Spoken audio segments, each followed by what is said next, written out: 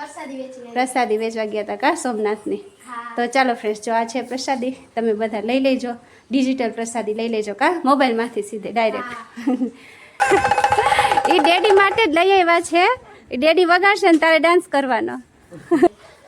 હા, એક શ્વાસમાં બોલીને એટલે આપણે શ્વાસ ચડી જાય. તો હવે વ્લોગની કમાન્ડ આવી ગઈ છે મારા હાથમાં, કારણ કે જે વ્લોગ ઉતારે છે એના હાથમાં જોઈ લો શું છે. ફ્રેન્ડ્સ, આજે આપણે કરીએ છીએ રોટલો. હેલો ફ્રેન્ડ્સ, ગુડ મોર્નિંગ, જય શ્રી કૃષ્ણ, જય માતાજી. કેમ છો બધા મજામાં? તો સ્વાગત છે આ નવા બ્લોગમાં.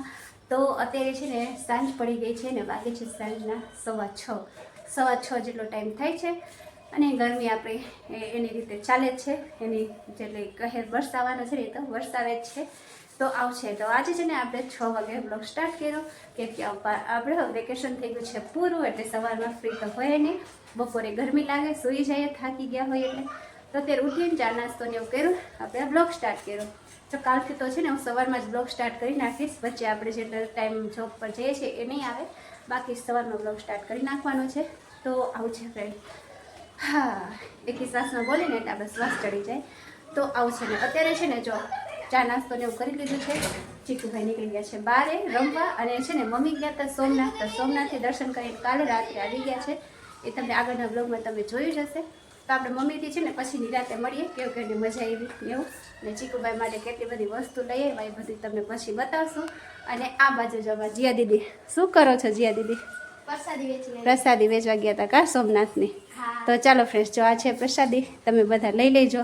ડિજિટલ પ્રસાદી લઈ લેજો કા, મોબાઈલમાંથી સીધે ડાયરેક્ટ. તો ચાલો આવું છે. ચીકુભાઈ ગયો તો પણ એ રમવા રોકાઈ ગયો લાગે. અને આ જો, અરે તું શું લઈને આવ્યો? જો આના બાએ ગયા હતા કા, તારા બા ગયા હતા ને સોમનાથ. શું લઈ આવ્યો તું? શું હે?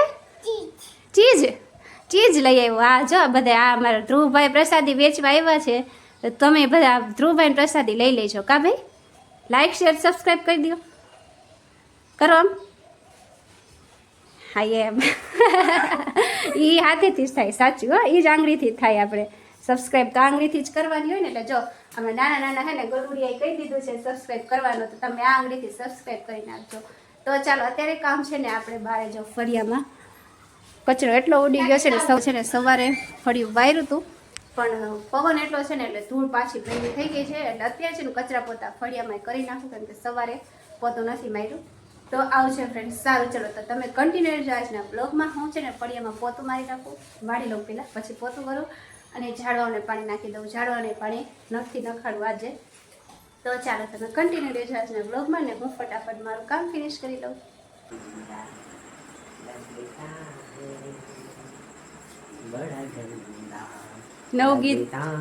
નવ ગીત સોયધું છે કા, કેવી ટેવ છે બધા ગીતને ઊંધું ઊંધું ગાવાની.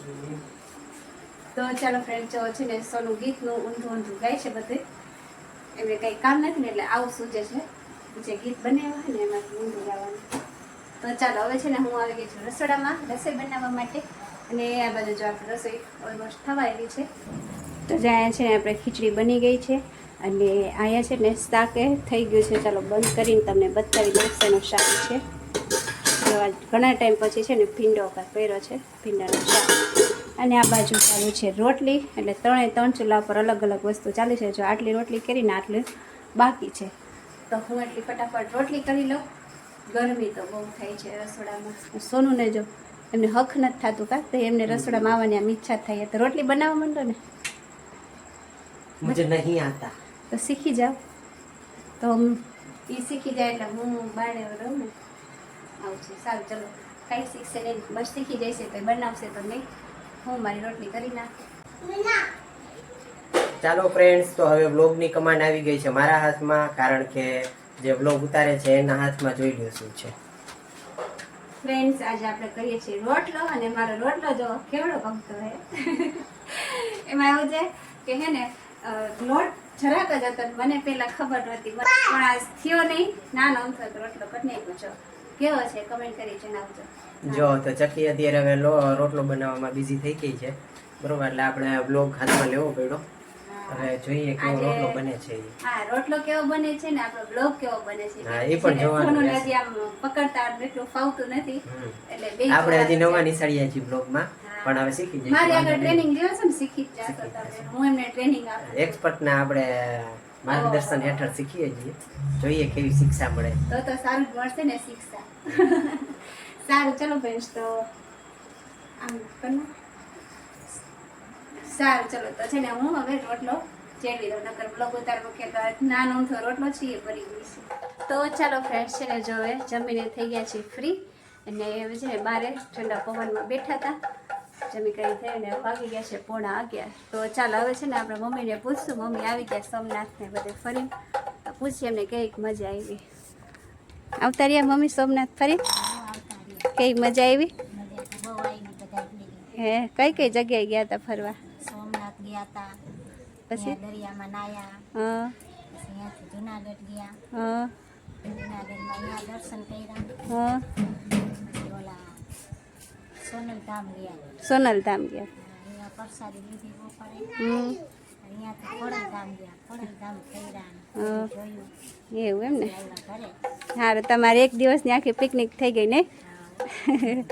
સારું તો જો આ બાજુ છે ને ચીકુભાઈ મારે ક્યારું ના રાહ જોવે હે કા. કોણ લાવ્યો? જા એ ડેડી માટે જ લઈ આવ્યા છે. એ ડેડી વગાડશે ને તારે ડાન્સ કરવાનો. કોણ લાવ્યું? બા લઈ આવ્યા. પછી બીજું શું લઈ આવ્યા? જો અન ભાઈ જો બાઇક લઈ આવ્યા અને પછી બીજું શું લાવ્યા?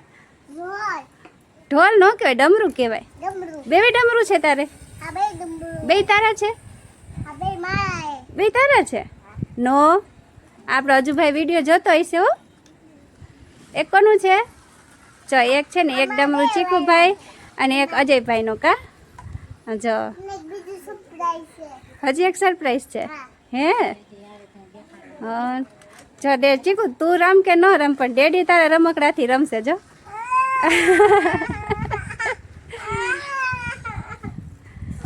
તો ચાલો છે ને આવું છે મમ્મી સોમનાથ ફરીને મયુર સાઈડ જેટલા રૂટમાં આવતા હતા એ બધું લઈને એક દિવસ ફરીને આવતા રહ્યા. કાલે રાતે 10:30 વાગે આવી ગયા હતા. તો જો છે ને ચીકુભાઈ માટે આટલી બધી વસ્તુ લઈ આવ્યા છે રમકડા. એને તો ન લઈ આવી ને તો ચીકુભાઈ મજા ન આવે. તો આવું છે. સારું ચલો હવે છે ને આજનો બ્લોગ અહીંયા પૂરો કરશું. તો આજનો બ્લોગ કેવો લાગ્યો કમેન્ટ કરી જરૂર જણાવજો. અને જો સારો લાગ્યો હોય તો લાઈક ને શેર કરી નાખજો.